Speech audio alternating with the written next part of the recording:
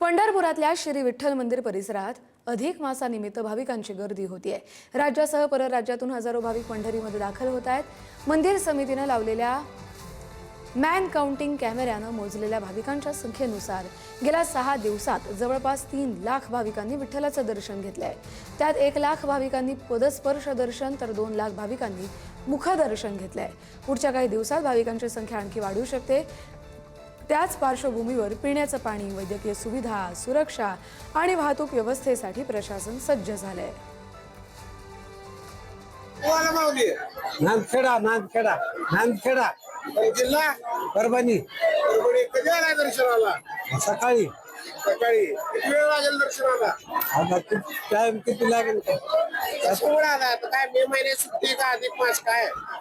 धोंड्याचा महिना काय दोंड्या महिन्यात देवा दर्शन का घ्यायचं? धोंड्याचा महिना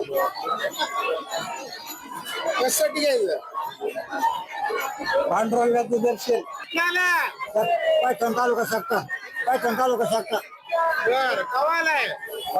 काल आलो काल बर मग आम्ही आषाढी वेळेला कंटिन्यू येतो। आज एक मास म्हणून आता आलो। मग देवा दर्शन आम्ही सुखाना घेतो, आरामशीर त्रास विरास काय होत नाही।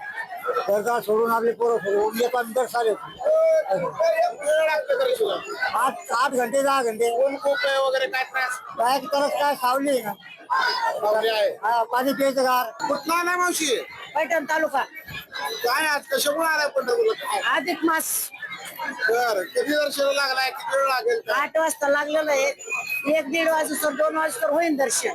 बर म्हणजे साधारण किती 7-8 तास 8 लागतील? तास 8 तासात होऊन जाईल।